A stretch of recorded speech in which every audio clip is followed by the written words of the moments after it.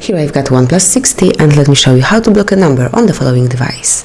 So at the very beginning you have to open the phone dialer, then tap on more icon, the three dots one in upper corner, and open Contacts Manager. So just click on it.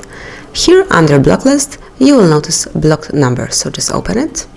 And now simply by tapping on plus, you can add a number that you would like to block. So just enter the number, and if you will tap on block, you will not receive any calls or texts from this number. So just click on block, and here you can add as many numbers as you want to.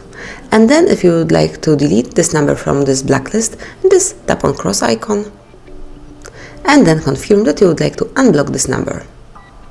That's it. This number has been unblocked, so from now on you will receive calls and messages from the previously blocked number.